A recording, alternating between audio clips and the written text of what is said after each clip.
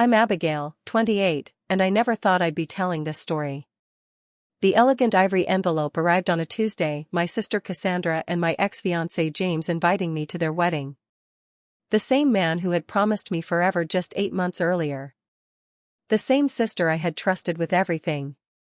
They wanted me there to witness their perfect day, as if the betrayal wasn't enough. Little did they know I would find my voice that day.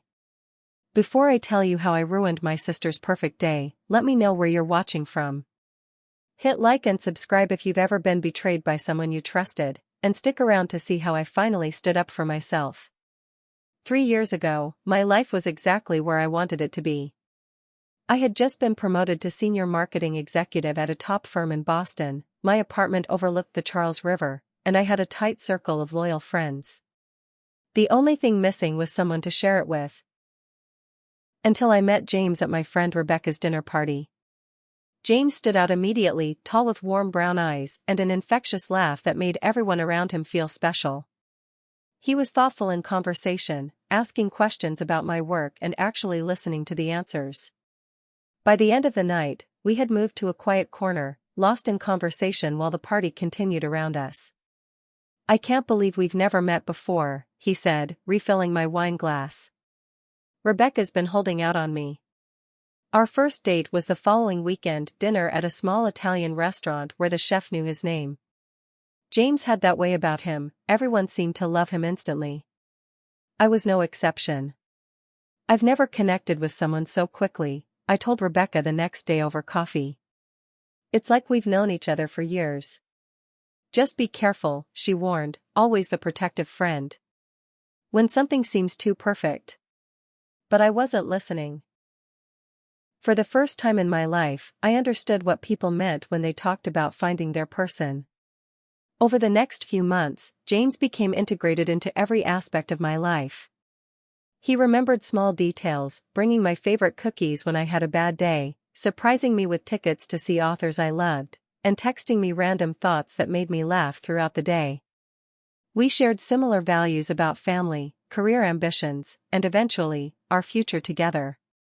6 months in, I took him to meet my parents. My mother, Caroline, was immediately charmed. "He's wonderful, Abby," she whispered while we were cleaning up after dinner. "Don't let this one get away." My father, Robert, was more reserved but gave his quiet approval later that night. "He seems to truly care about you," he said, which from my father was equivalent to a ringing endorsement. That weekend was also when James first met my younger sister, Cassandra. Though only 2 years separated us, competition had always defined our relationship. Growing up, if I joined the debate team, she would join and become captain. If I wore my hair a certain way, she would adopt the style but somehow make it more noticeable. But as adults, we'd reached a cautious truce. "So you're the famous James," Cassandra said when they met, giving him a lingering hug that I noticed lasted a beat too long. "Abby won't stop talking about you." "All good things, I hope," he laughed, putting his arm around my waist. "Of course," she replied with her perfect smile. "She always gets the good ones." I dismissed the comment then as typical Cassandra behavior, never imagining how prophetic it would become. At our 1-year anniversary, James took me to coastal Maine, where we stayed in a charming bed and breakfast. On our second night, during a sunset walk along the rocky shore, he dropped to one knee. "Abigail," he said, his voice catching as he pulled out a vintage emerald ring, "you've brought more joy into my life than I ever thought possible. I want to build a life with you, grow old with you, face whatever comes our way together. Will you marry me?" Tears streamed down my face as I said yes. That night, we stayed up late talking about our future, the colonial house we'd buy in the suburbs, the 2 children we hoped to have, the traditions we would create together. Everything felt so certain, so secure. Wedding planning began immediately. I secured a deposit at Rosecliff, a stunning historic mansion overlooking the Atlantic. My mother and I spent weekends visiting bridal boutiques until I found a dress that brought tears to her eyes, an elegant A-line with delicate lace detailing. James and I created registries, selected a band, and tasted what felt like hundreds of cake samples. Through it all, our relationship remained strong. Or so I thought. Looking back, there were subtle shifts I should have noticed. James began working later, his texts became less frequent, and occasionally he'd be lost in thought, only returning to the conversation when I directly addressed him. "Is everything okay at work?" I asked one night after he'd been particularly distant. "Just busy with the new client," he said, kissing my forehead. "Nothing for you to worry about." I believed him because I had no reason not to. We had built a relationship on trust and communication, or at least, that's what I thought we were doing. 2 months before our wedding date, James suggested we include Cassandra more in the planning process. She mentioned wanting to help, he said casually over dinner.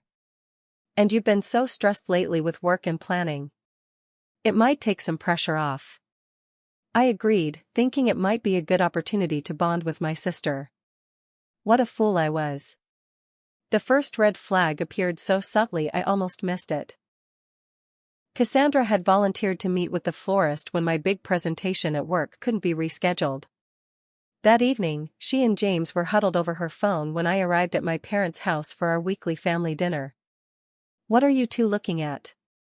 I asked, trying to sound casual as I hung up my coat.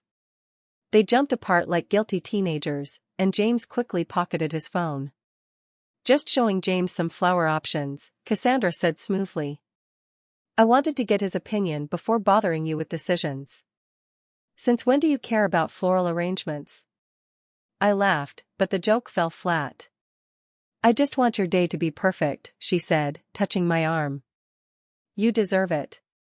Later that night, James received a text that made him smile in that special way that had once been reserved only for me. When I glanced toward his phone, he turned it over. "Work stuff," he explained, but I noticed he'd changed his password when he unlocked it later. Over the next few weeks, Cassandra became increasingly involved in our wedding plans. She attended vendor meetings, helped with seating arrangements, and even accompanied me to my final dress fitting, something I had planned to do with just my mother. "I hope you don't mind," my mother said. "She's so excited to be part of this special time." The dress alterations appointment was particularly telling. As I stood on the pedestal, looking at my reflection, I caught Cassandra's expression in the mirror. Instead of the sisterly pride I hoped for, I saw something closer to calculation in her eyes. "It's beautiful," she said, but her smile didn't reach her eyes. "James will be speechless." The casual way she said his name, not "your fiancé," or even James with the slight formality of someone discussing their future brother-in-law, sent a chill through me. That night, I tried to discuss my concerns with James. "Don't you think Cassandra is getting a little too involved in the wedding?" I asked as we prepared dinner in our apartment. "I think she's trying to be supportive," he replied, not meeting my eyes. "You're always saying you wish you were closer." "Yes, but this feels different somehow." He put down the knife he was using to chop vegetables and turned to me. "Different how?" I couldn't articulate the nagging feeling without sounding paranoid. "Never mind. It's probably just pre-wedding stress." He kissed me quickly. "That's all it is. Everything is fine." But everything wasn't fine. James began attending vendor meetings with Cassandra without me. His phone was perpetually face down. Our intimate conversations about the future dwindled. At our engagement party, I noticed James and Cassandra disappear at the same time, returning separately about 15 minutes later. When I asked James where he'd been, he claimed he needed fresh air. Cassandra said she had been touching up her makeup. My best friend Rebecca noticed too. After the party, as we cleaned up my parents' backyard, she broached the subject carefully. "Is everything okay with you and James?" she asked, collecting champagne flutes. "Of course," I said automatically. "Why?" "I don't know. He seems distracted." She hesitated. And I couldn't help but notice him and Cassandra talking a lot. "They're getting to know each other," I defended, though my stomach tightened. "That's a good thing, right?" Rebecca gave me a look but dropped the subject. The next week, I was working late on a campaign when I decided to surprise James by coming home early. I had texted that I'd be working until midnight, but managed to finish by 9.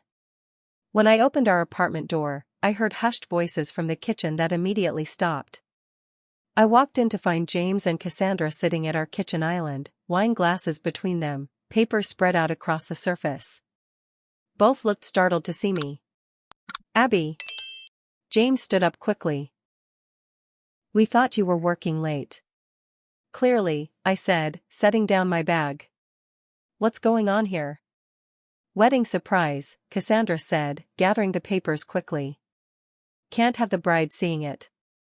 But I caught a glimpse of what looked like property listings, not wedding plans, before she shuffled them into a folder. "I should go," she said, grabbing her purse.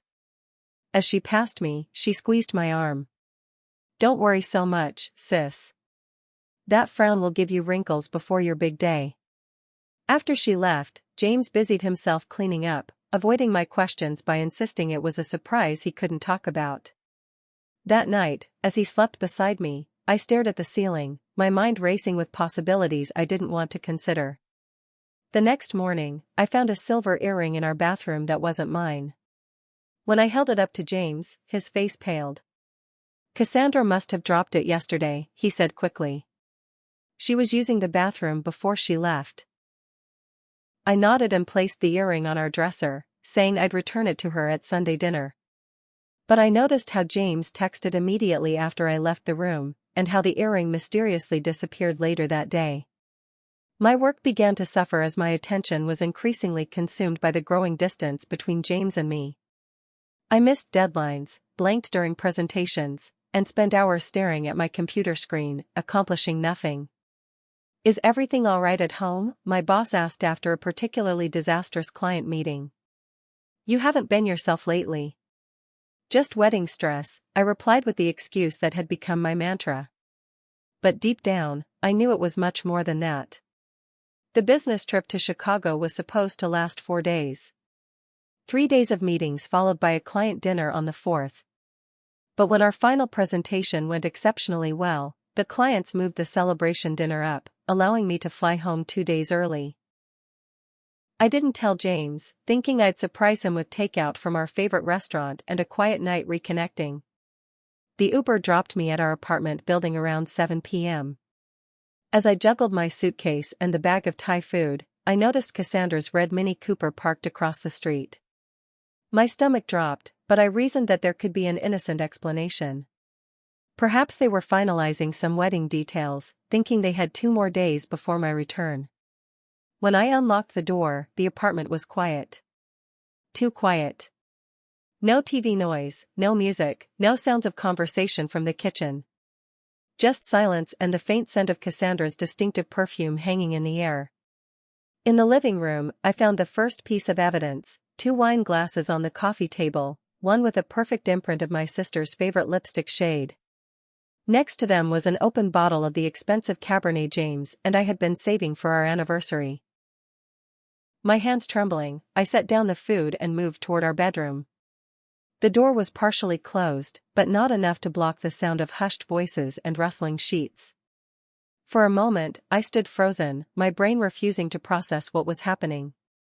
Then, summoning courage I didn't know I had, I pushed the door open. The image burned into my memory instantly: James and Cassandra scrambling to cover themselves with our bedsheets, their clothes scattered across the floor.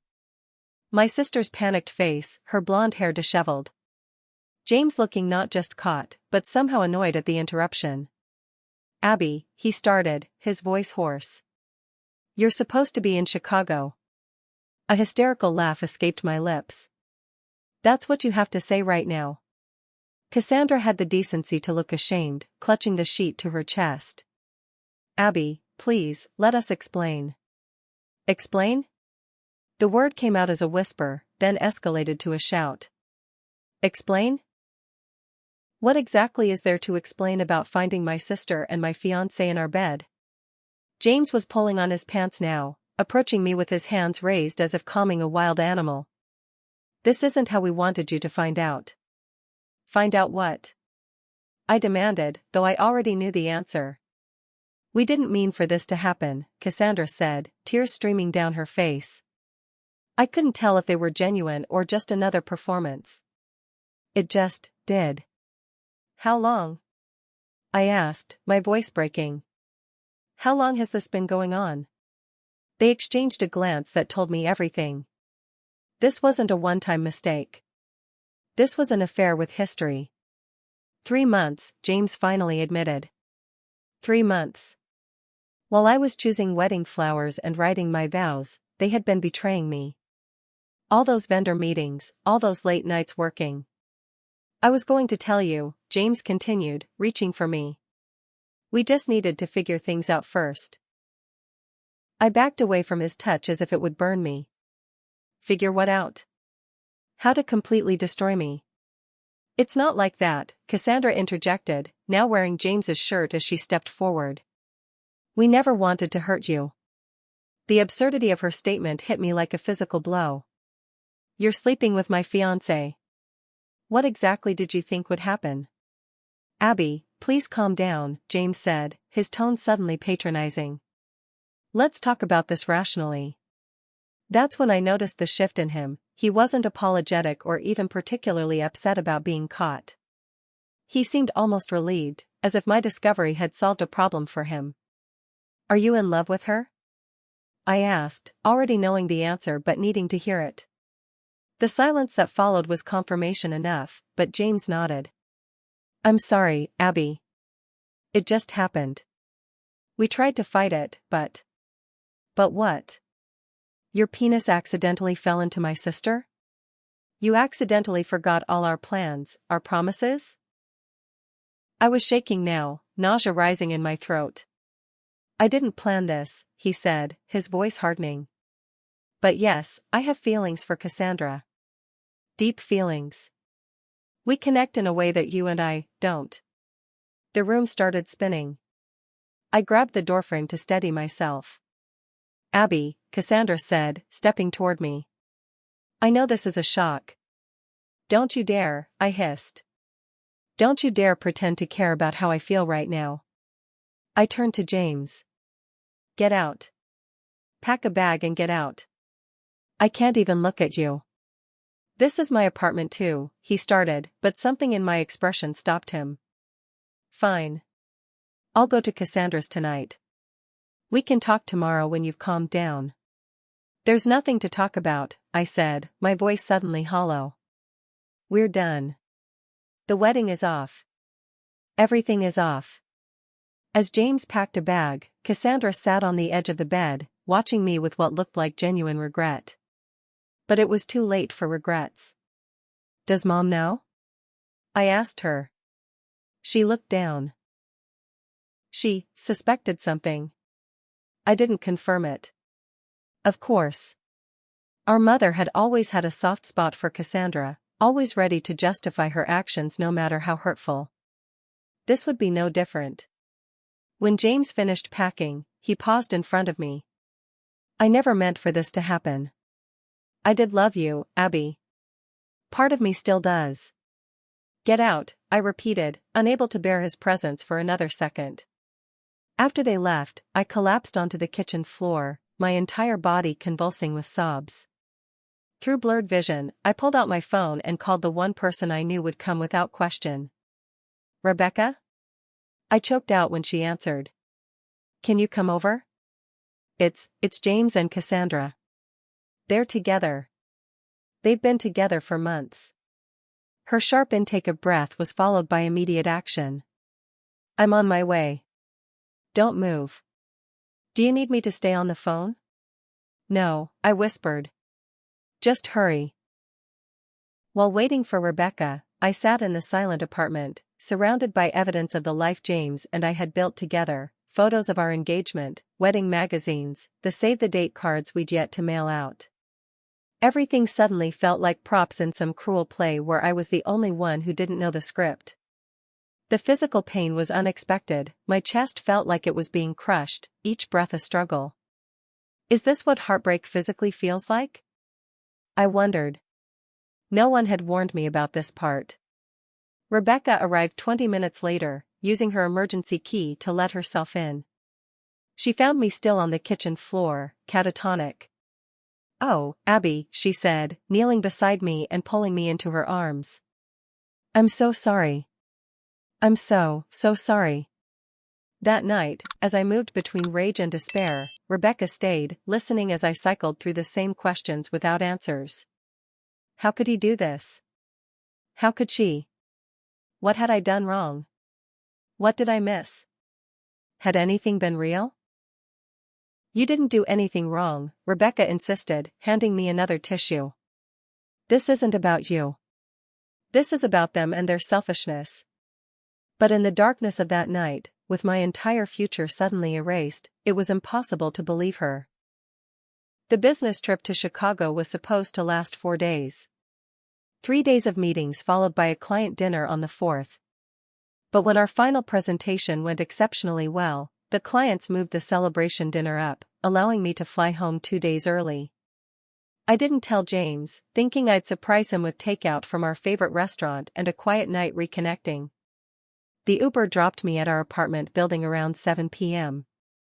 As I juggled my suitcase and the bag of Thai food, I noticed Cassandra's red Mini Cooper parked across the street. My stomach dropped, but I reasoned that there could be an innocent explanation. Perhaps they were finalizing some wedding details, thinking they had 2 more days before my return. When I unlocked the door, the apartment was quiet. Too quiet. No TV noise, no music, no sounds of conversation from the kitchen. Just silence and the faint scent of Cassandra's distinctive perfume hanging in the air.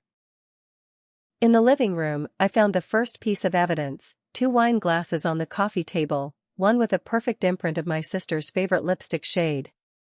Next to them was an open bottle of the expensive Cabernet James I had been saving for our anniversary.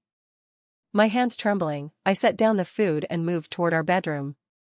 The door was partially closed, but not enough to block the sound of hushed voices and rustling sheets. For a moment, I stood frozen, my brain refusing to process what was happening. Then, summoning courage I didn't know I had, I pushed the door open. The image burned into my memory instantly: James and Cassandra scrambling to cover themselves with our bedsheets, their clothes scattered across the floor. My sister's panicked face, her blonde hair disheveled. James looking not just caught, but somehow annoyed at the interruption. "Abby," he started, his voice hoarse. "You're supposed to be in Chicago." A hysterical laugh escaped my lips. "That's what you have to say right now." Cassandra had the decency to look ashamed, clutching the sheet to her chest. "Abby, please, let us explain." "Explain?" The word came out as a whisper, then escalated to a shout. "Explain? What exactly is there to explain about finding my sister and my fiancé in our bed?" James was pulling on his pants now, approaching me with his hands raised as if calming a wild animal. "This isn't how we wanted you to find out." "Find out what?" I demanded, though I already knew the answer. "We didn't mean for this to happen," Cassandra said, tears streaming down her face. I couldn't tell if they were genuine or just another performance. "It just did." "How long?" I asked, my voice breaking. "How long has this been going on?" They exchanged a glance that told me everything. This wasn't a one-time mistake. This was an affair with history. 3 months, James finally admitted. 3 months. While I was choosing wedding flowers and writing my vows, they had been betraying me. All those vendor meetings, all those late nights working. "I was going to tell you," James continued, reaching for me. "We just needed to figure things out first." I backed away from his touch as if it would burn me. "Figure what out?" "How to completely destroy me." "It's not like that," Cassandra interjected, now wearing James's shirt as she stepped forward. "We never wanted to hurt you." The absurdity of her statement hit me like a physical blow. "You're sleeping with my fiancé. What exactly did you think would happen?" "Abby, please calm down," James said, his tone suddenly patronizing. "Let's talk about this rationally." That's when I noticed the shift in him. He wasn't apologetic or even particularly upset about being caught. He seemed almost relieved, as if my discovery had solved a problem for him. "Are you in love with her?" I asked, already knowing the answer but needing to hear it. The silence that followed was confirmation enough, but James nodded. I'm sorry, Abby. It just happened. We tried to fight it, but... But what? Your penis accidentally fell into my sister? You accidentally forgot all our plans, our promises?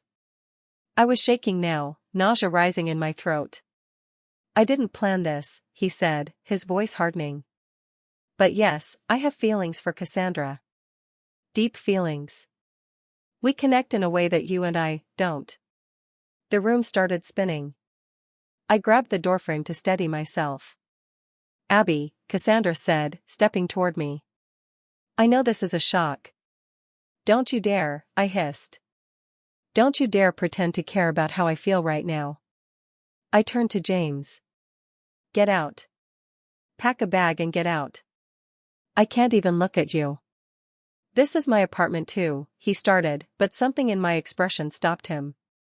Fine. I'll go to Cassandra's tonight.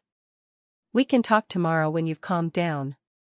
There's nothing to talk about, I said, my voice suddenly hollow. We're done. The wedding is off. Everything is off. As James packed a bag, Cassandra sat on the edge of the bed, watching me with what looked like genuine regret. But it was too late for regrets. Does Mom know? I asked her. She looked down. She suspected something. I didn't confirm it. Of course. Our mother had always had a soft spot for Cassandra, always ready to justify her actions no matter how hurtful. This would be no different. When James finished packing, he paused in front of me. I never meant for this to happen. I did love you, Abby. Part of me still does. Get out, I repeated, unable to bear his presence for another second. After they left, I collapsed onto the kitchen floor, my entire body convulsing with sobs. Through blurred vision, I pulled out my phone and called the one person I knew would come without question. Rebecca? I choked out when she answered. Can you come over? It's James and Cassandra. They're together. They've been together for months. Her sharp intake of breath was followed by immediate action. I'm on my way. Don't move. Do you need me to stay on the phone? No, I whispered. Just hurry. While waiting for Rebecca, I sat in the silent apartment, surrounded by evidence of the life James and I had built together, photos of our engagement, wedding magazines, the save-the-date cards we'd yet to mail out. Everything suddenly felt like props in some cruel play where I was the only one who didn't know the script. The physical pain was unexpected, my chest felt like it was being crushed, each breath a struggle. Is this what heartbreak physically feels like? I wondered. No one had warned me about this part. Rebecca arrived 20 minutes later, using her emergency key to let herself in. She found me still on the kitchen floor, catatonic. Oh, Abby, she said, kneeling beside me and pulling me into her arms. I'm so sorry. I'm so sorry. That night, as I moved between rage and despair, Rebecca stayed, listening as I cycled through the same questions without answers. How could he do this? How could she? What had I done wrong? What did I miss? Had anything been real? You didn't do anything wrong, Rebecca insisted, handing me another tissue. This isn't about you. This is about them and their selfishness. But in the darkness of that night, with my entire future suddenly erased, it was impossible to believe her. The text message came the next morning while Rebecca was making coffee in my kitchen. A digital ending to what I thought would be a lifetime commitment. I think it's best if we make this break permanent. I'll arrange to get the rest of my things when you're at work. I'm truly sorry for the pain I've caused. Please know this wasn't about you. James. I showed the phone to Rebecca, who read it with disbelief. He's breaking up with you by text? After 3 years? After what he did? She shook her head. Coward. That was just the beginning. The cascade of painful tasks that followed seemed designed to maximize humiliation. Calling vendors to cancel wedding arrangements. returning the wedding dress I'd spent months searching for. Notifying guests that the wedding was off without divulging the sordid details many of them would soon learn anyway. Each call cost me a $500 non-refundable deposit. Each explanation reopened the wound. But the financial loss paled in comparison to the social aftermath. The first family Sunday dinner after the discovery was a nightmare I tried desperately to avoid. "You need to come, Abigail," my mother insisted over the phone. "We're still family. We need to work through this together." "Work through this?" "Mom, Cassandra slept with my fiancé. They're together now. How exactly do you suggest we work through that over pot roast?" Her silence spoke volumes. She wasn't taking sides, which was, effectively, taking Cassandra's side. "Your sister made a mistake," she finally said. "A terrible mistake. But she's devastated about hurting you." "Is she devastated enough to stop seeing James?" Another telling silence. "That's what I thought," I said, ending the call. My father, at least, seemed to understand the magnitude of the betrayal.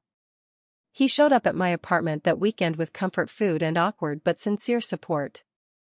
"I don't condone what they did," he said as we sat on my couch. "Not one bit. But I don't want to lose you, Abby." "You're not losing me, Dad," I assured him. "But I can't be around them.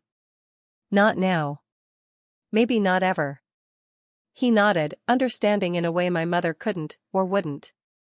"Your mother?" He started, then sighed. "She's trying to keep the peace. It's what she's always done. Even when keeping the peace means ignoring what's right?" He had no answer for that. The apartment James and I had shared now felt contaminated. Every room held memories I couldn't escape. Did they sleep together here when I worked late? Did they laugh about me when I wasn't around? The questions tortured me until I couldn't stand it anymore. 2 weeks after the discovery, I found a sublet across town and moved out, leaving behind most of the furniture we'd chosen together. The new place was sterile, impersonal, exactly what I needed. Work became both refuge and challenge. I threw myself into projects, staying late to avoid my empty apartment. But concentration remained elusive. In meetings, I'd suddenly remember James's betrayal mid-sentence and lose my train of thought. My boss noticed. "Take some time off," she suggested gently after I botched another presentation. "You're going through a major life change. No one expects you to be at your best right now." But time off meant time to think, and thinking was dangerous. I declined her offer and promised to do better, though we both knew I was barely functioning. The social circles James and I had shared predictably fractured. Some friends tried to remain neutral, ultimately drifting away from both of us. Others took sides, most supporting me, but a few gravitating toward the new couple, fascinated by their dramatic beginning. "Did you hear they're still together?" an acquaintance asked during a happy hour I'd been reluctant to attend. "Apparently it's the real deal. They're talking about moving in together already." I left immediately, ignoring concerned calls from Rebecca as I walked home in the rain, letting my tears blend with the downpour. Cassandra made exactly one attempt to explain herself, showing up unannounced at my new apartment a month after the discovery. I don't know how she found my address, probably through our mother. 5 minutes, she pleaded when I opened the door. "Just give me 5 minutes." Against my better judgment, I let her in, maintaining as much physical distance as the small apartment allowed. "I never meant for any of this to happen," she began, the same line James had used. We just connected?" I supplied bitterly. "Fell in love? Forgot I existed?" "It wasn't like that. We fought it, Abby. For months, we tried to ignore our feelings." "How noble of you both." Her eyes flashed with familiar defensiveness. "You always do this, act like you're the only one who can get hurt. Did you ever think that maybe James and I are suffering too? That we feel guilty every day?" "Not guilty enough to stop," I noted. "Would you have preferred we lied forever? Got married knowing he loved someone else?" The question stunned me into silence. Would that have been worse? Living in ignorant bliss with a man who secretly loved my sister? I didn't come here to fight, Cassandra said, her voice softening. I came to say I'm sorry. Truly sorry. You didn't deserve this. No, I agreed, I didn't. But you did it anyway. You always have, Cassandra. Taken what was mine because you wanted it. Since we were children. That's not fair. Isn't it? I laughed hollowly. My toys, my friends, my clothes, my accomplishments, you've always needed to either have them or outdo them. James was just the latest target. She flinched as if I'd slapped her. It wasn't like that with James. This isn't some childhood rivalry. Get out, I said, suddenly exhausted. Just get out. We have nothing more to say to each other. After she left, I called my therapist, Dr. Levine, whom I'd started seeing weekly since the discovery. She fit me in for an emergency session that evening. Family betrayal cuts deeper than almost any other kind, she explained as I recounted the confrontation. It violates a core trust we rarely question. Will I ever stop feeling this way? I asked, desperation creeping into my voice. Like I'm drowning all the time? Yes, she said with professional certainty. But healing isn't linear. There will be good days and bad days. The key is establishing boundaries that protect your healing process. Boundaries became my new obsession. I blocked James and Cassandra on all social media. I stopped attending family functions where Cassandra would be present. I changed my routine to avoid places they might frequent. The first major holiday alone, Thanksgiving, was brutal. Rebecca invited me to join her family, but sitting at someone else's table, watching their traditions unfold, only highlighted everything I had lost. Not just James, but my family unit, my sense of belonging, my future as I had imagined it. That night, alone in my sublet, I hit rock bottom. The pain felt unendurable, a physical weight crushing me. I called the crisis line my therapist had given me just in case. I don't think I can do this, I told the calm voice on the other end. It hurts too much. You're doing it right now, the counselor said. You're surviving minute by minute. And that's all you need to do right now. Minute by minute became hour by hour became day by day. Slowly, almost imperceptibly, breathing got easier. I started sleeping through the night occasionally. I had moments, brief at first, then longer, when James and Cassandra weren't the first thing I thought about. Dr. Levine called it progress. I called it survival. Then, 6 months after the discovery, just as I was establishing a new normal, the ivory envelope arrived.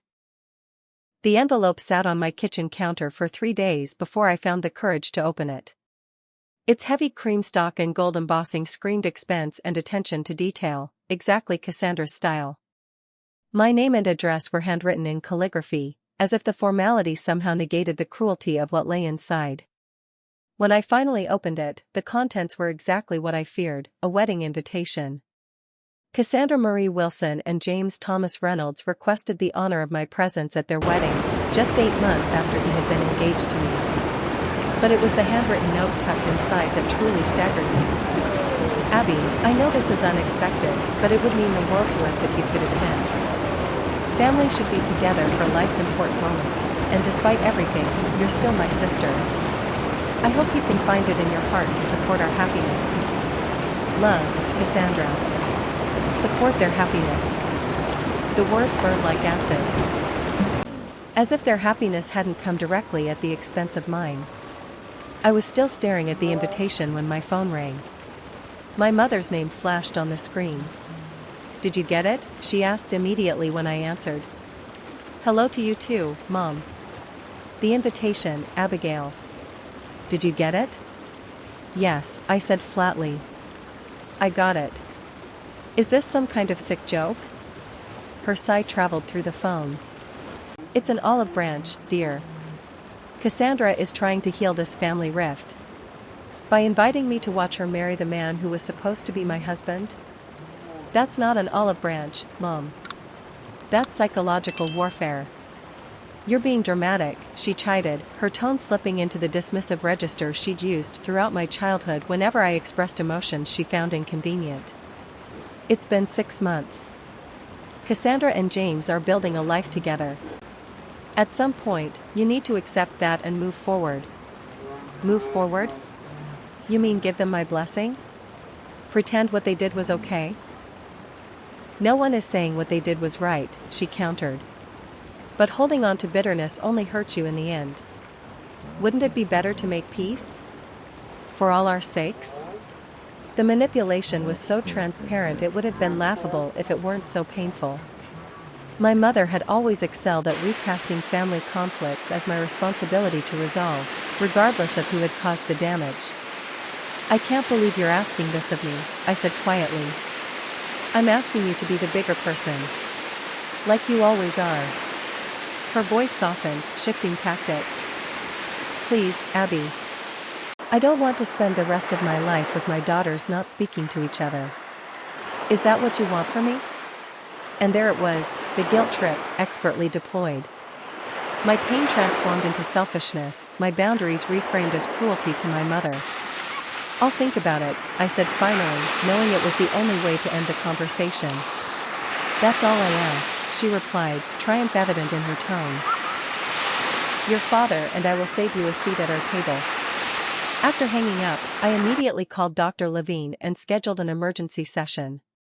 "They invited me to their wedding," I told her the next day, pacing her office. "And my mother expects me to go. Like it's a completely normal request." Dr. Levine's expression remained neutral, but I caught the slight raising of her eyebrows. "How does that invitation make you feel?" she asked. I laughed bitterly. Rage. Disbelief. Nausea. Take your pick. "All valid reactions," she nodded. "Now, what do you want to do about it?" "Tell them all to go to hell," I said immediately. But. I sank into the chair across from her. "But I'm tired of being the family villain. If I don't go, I'm the bitter, unforgiving sister who can't move on. If I do go." "You're concerned about the emotional cost to you," she finished. "Exactly. It feels like a no-win situation." Dr. Levine considered this. "What would going to this wedding mean to you? Not to your mother or Cassandra or anyone else. To you." I thought about it. Closure, maybe? Or public humiliation? Probably both. Those are very different outcomes.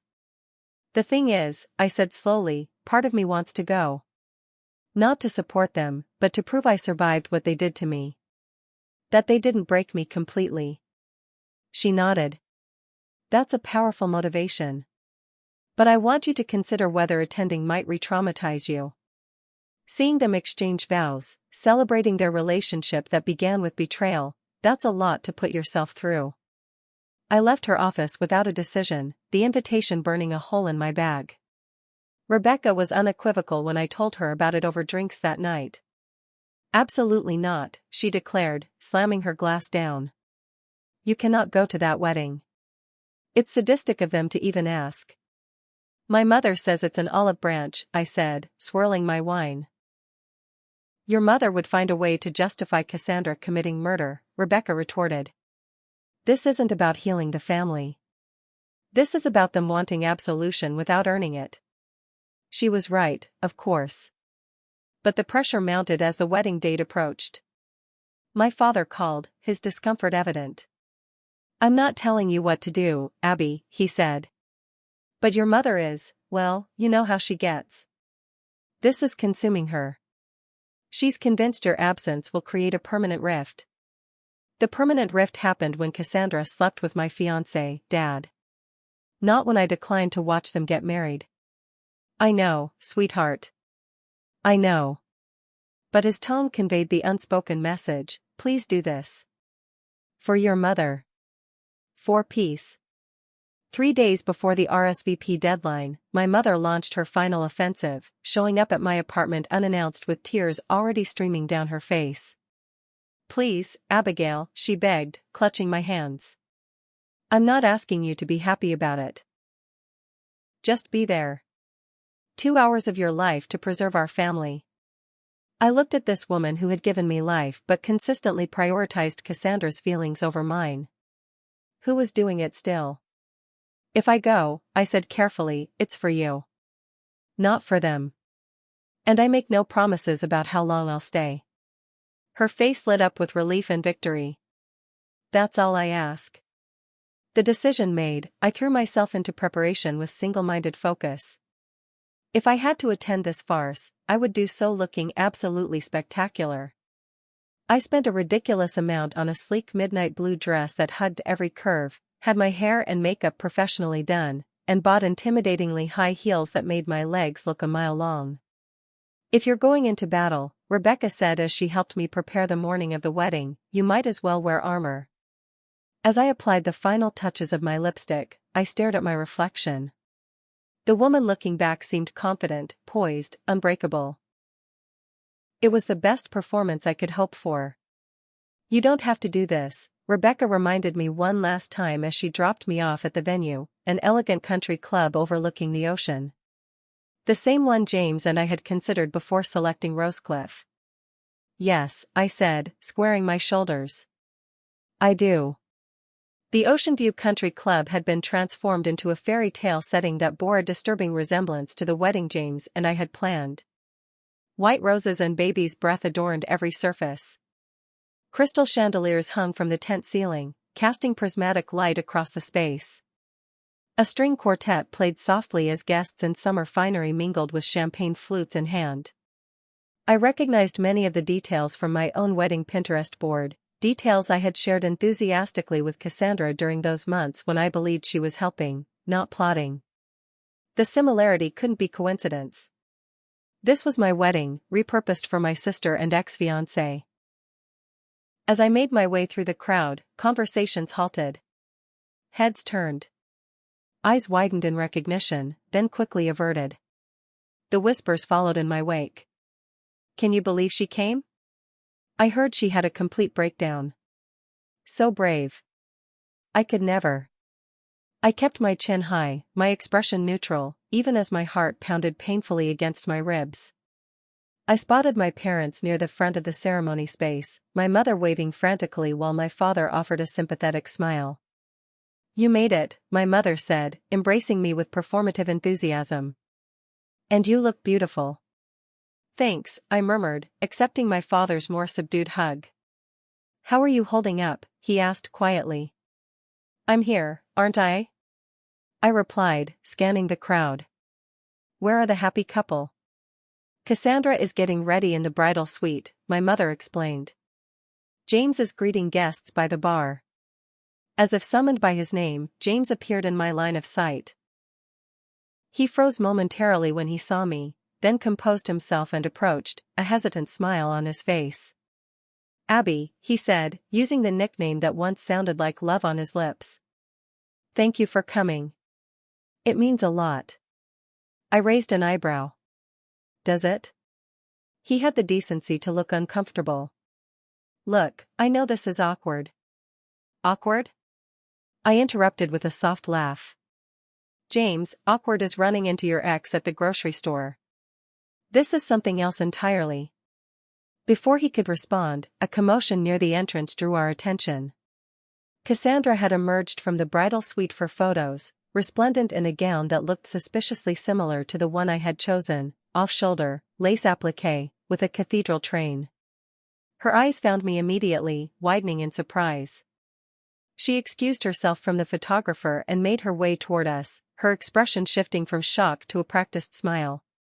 Abby, she said, reaching for my hands, which I kept firmly at my sides. You came. I wasn't sure you would.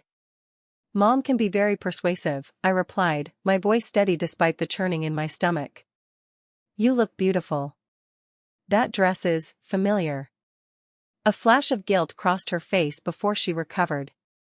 Thank you. It means so much having you here. Family is everything, isn't it? The photographer called her back for more photos, saving me from having to respond to such staggering hypocrisy. We should find our seats, my father suggested, guiding me toward the front row reserved for family. As guests settled into their chairs and the music shifted to signal the ceremony's beginning, the surreality of the situation hit me full force. I was about to watch my sister marry the man who had proposed to me in coastal Maine with a vintage emerald ring and promises of forever. The ceremony proceeded like a bizarre dream. James standing at the altar, his best man beside him, the same friend who had been slated to be his best man at our wedding. The bridesmaids processing in seafoam green dresses, the color I had chosen for my bridal party. And finally, Cassandra on our father's arm, radiant in what should have been my moment.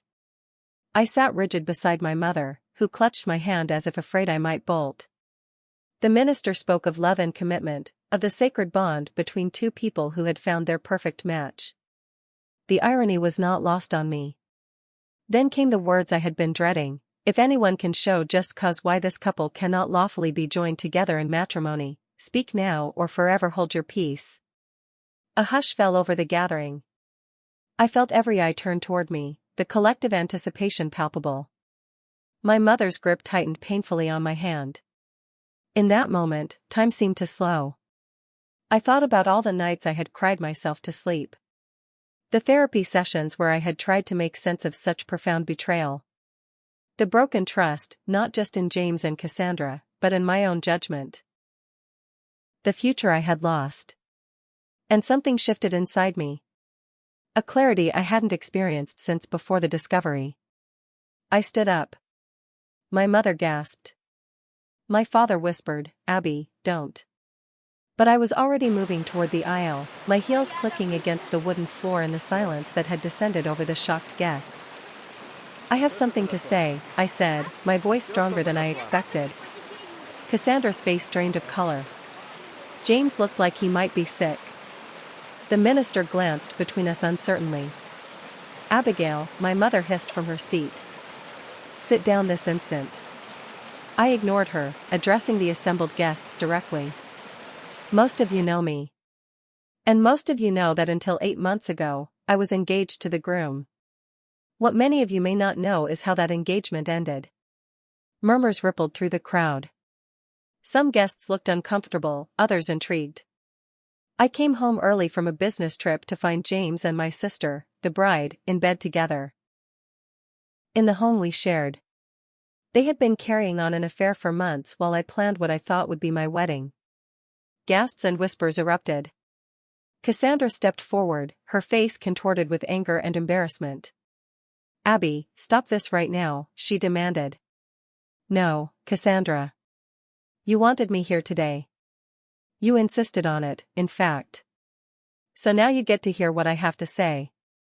I turned back to the guests, many of whom were now shifting uncomfortably in their seats. "I'm not here to ask James to take me back. I'm not here to beg my sister to remember the loyalty that should exist between siblings. I'm here because I was told that being the bigger person meant smiling through my pain while the two people who betrayed me most celebrate their relationship." I looked directly at James. "I loved you completely, and you threw that away for what? For my sister? For the excitement of sneaking around? I hope it was worth it." Then to Cassandra. "You've spent our entire lives taking or copying what was mine. But this was different. This was cruel. And inviting me here today? That was crueler still." Finally, I addressed the minister. "There's no legal reason these two can't marry. But every person in this room should know exactly what kind of people they're celebrating today." With that, I turned and walked back down the aisle, my head high despite the tears streaming down my face. Behind me, chaos erupted. I heard Cassandra's shrill voice calling my name, my mother's mortified apologies to nearby guests, the confused murmuring of the crowd. As I reached the exit, I felt a hand on my arm.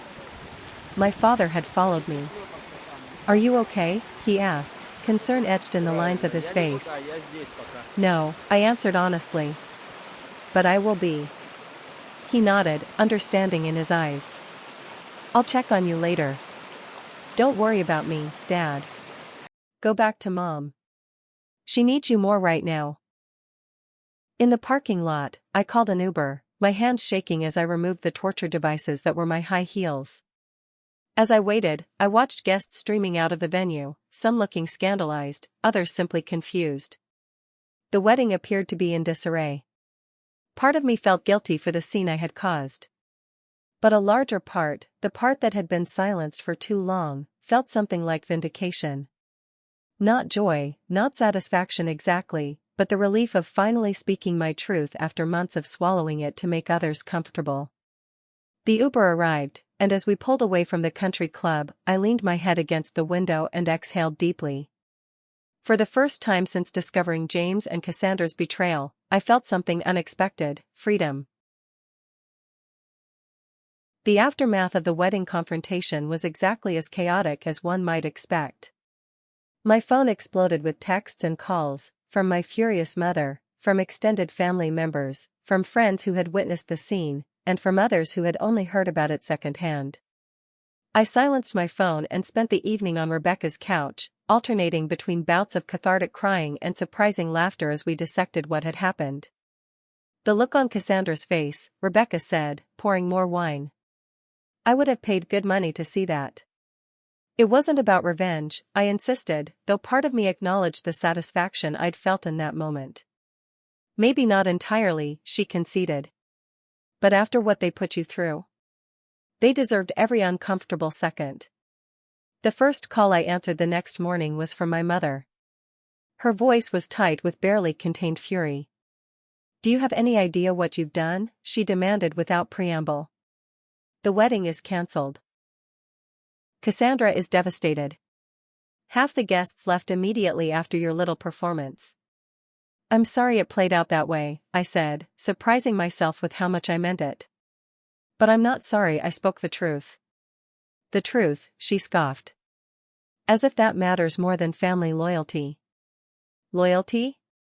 Where was Cassandra's loyalty when she slept with my fiancé? Where was your loyalty when you pressured me to attend their wedding and pretend it wasn't killing me inside? I can't talk to you when you're like this, she said dismissively. Call me when you're ready to apologize. The line went dead. I stared at the phone, realizing that for the first time in my life, I had no intention of being the one to apologize first, or at all. My father called that afternoon, his tone gentler but still strained. Your mother isn't speaking to me either, he admitted. She blames me for not stopping you. I'm sorry you're caught in the middle, Dad. Don't be. Maybe it's time someone stood up to this family's pattern of sweeping things under the rug. He paused. The wedding is postponed, not cancelled. They're taking some time to let things settle down. And Cassandra? Furious. Humiliated. But maybe also. I don't know. When you left, she and James had a huge fight. He thought they should continue with the ceremony. She disagreed. I absorbed this information, unsure how it made me feel. And what about you, Dad? Are you mad at me too? No, he said after a moment. I'm proud of you, Abby.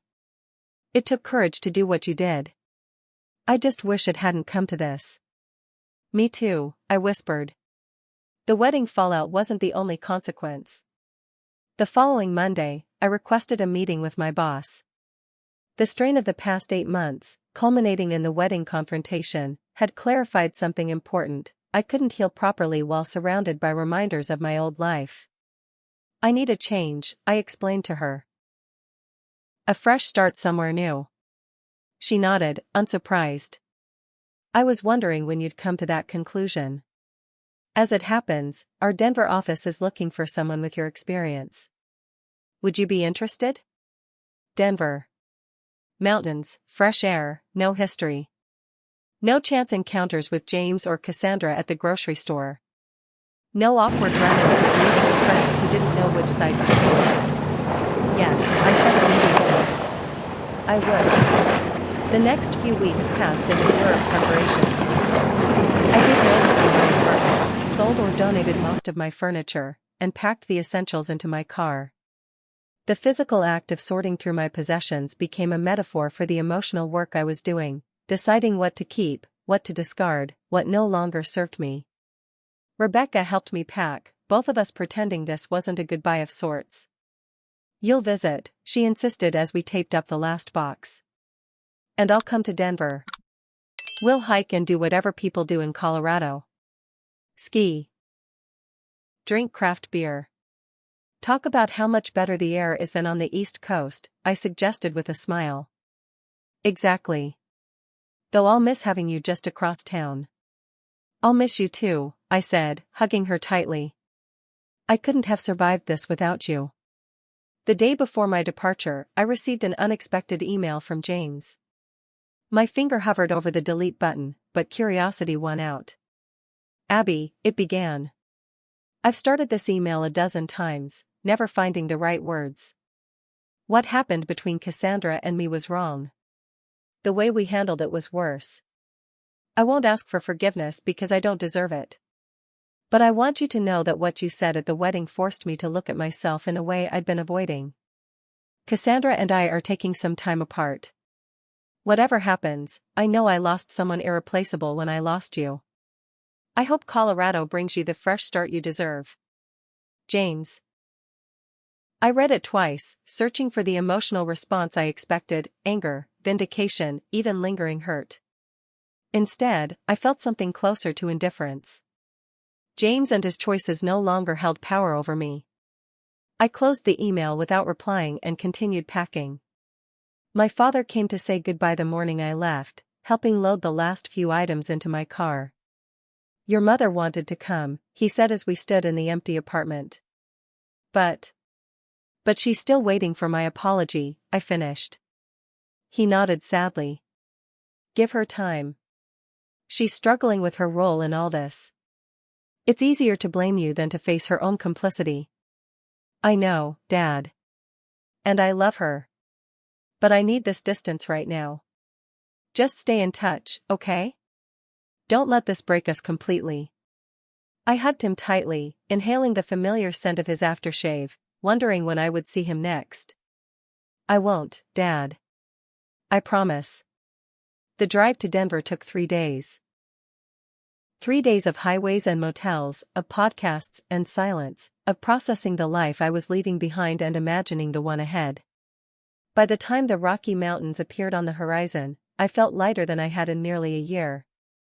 My new apartment was smaller than my Boston place but filled with light. My new colleagues welcomed me warmly, unaware of my history. For the first time since the discovery, I was just Abigail, not the woman whose fiancé slept with her sister. In therapy, which I continued via video sessions with Dr. Levine, I worked through the remaining tendrils of hurt and betrayal. Healing isn't just about feeling better, she reminded me during one session. It's about integrating the experience into your life story without letting it define you. "I think I'm getting there," I told her. The other day, someone asked if I'd ever been engaged, and I answered honestly without feeling like I might shatter. "That's significant progress," she smiled. "How are things with your family?" My father and I spoke weekly. My mother had sent a stilted birthday card with no personal message. Cassandra remained silent. "A work in progress," I admitted. "But I'm okay with that for now." 6 months into my Colorado life, I received a text from my father: "Cassandra and James broke up officially. Thought you should know." I stared at the message, waiting for the satisfaction to hit. It didn't. Whatever happened between them now existed in a different universe from mine. I texted back a simple "thanks for letting me know" and returned to the hike I was enjoying with my new friend group. The seasons changed. I explored my new state, took up skiing, made friends who knew me only as I was now. I dated casually, not ready for anything serious but open to the possibility someday. I excelled at work, earning a promotion faster than expected. And then, nearly a year after my move, a letter arrived with a Boston postmark. Cassandra's handwriting. I let it sit on my counter for days before finding the courage to open it. "Dear Abby," she wrote. "This is attempt number 17 at writing to you. The others ended up in the trash because no words seemed adequate. James and I are over. Have been for months. The relationship that seemed worth destroying everything for turned out to be built on shifting sand. Without the excitement of sneaking around, without the forbidden aspect, we discovered we didn't actually work together. But that's not why I'm writing. I'm in therapy now. Trying to understand why I've spent my life wanting what you have, being who you are, instead of finding my own path. It doesn't excuse what I did to you. Nothing could. But I want you to know I'm facing it finally, this ugly pattern, this hole inside me that I've tried to fill by taking from you. I don't expect forgiveness. I don't even expect a response. But I need you to know that you were right to stand up at that wedding. You were right to tell the truth I was too cowardly to admit. And I'm sorry. More sorry than I can ever express for the pain I caused you. I hope Colorado is everything you needed it to be. I hope you're finding peace. Love, Cassandra. I folded the letter carefully and returned it to its envelope. Then I went out onto my small balcony overlooking the mountains and watched the sunset paint the sky in oranges and pinks. My phone rang, my father's weekly call. "Hey, Dad," I answered. "Hey, sweetheart. How's the mountain air treating you?" "Good. Really good." I hesitated, then, "I got a letter from Cassandra today." "Ah," he said. I wondered when she'd work up the courage to send it. "You knew?" "She's been talking about it for months. Kept writing drafts, then throwing them away." It was unexpected, I admitted. But maybe needed. For both of us. "Are you going to respond?" I considered the question, watching a hawk circle lazily in the distance. "Not yet. Maybe someday." "That's fair," he said. "Your mother asks about you, you know. She'd never admit it, but she misses you." "I miss her too," I said, realizing it was true. "Tell her I'm doing well." After we hung up, I stayed on the balcony until the stars emerged, bright and clear in the Colorado sky. The betrayal would always be part of my story, the pain, the loss, the confrontation, the escape. But it no longer defined me. It had become just one chapter in a longer narrative, one that continued to unfold in unexpected ways. The truth was, standing up at that wedding had been as much about reclaiming my voice as it was about exposing their deception. It had been the moment I stopped being a victim and became the author of my own story again. And while the road to healing hadn't been straight or easy, it had led me here, to mountains and new friendships, to professional success and personal growth, to a version of myself I might never have discovered otherwise. The next morning, I woke early and hiked to a nearby summit to watch the sunrise. As the first golden light spilled over the horizon, illuminating the world below, I felt profound gratitude wash over me. Not for the betrayal, never for that. But for the strength I had found in its aftermath. For the clarity it had eventually brought. For the life I was now creating on my own terms. Have you ever had to rebuild your life after betrayal? What helped you move forward? I'd love to hear your stories in the comments below. Don't forget to like this video if it resonated with you, subscribe for more real-life stories, and share with someone who might need to hear that healing is possible, even after the deepest betrayals. Thank you for listening to my journey, and remember, sometimes the most painful endings lead to the most beautiful beginnings.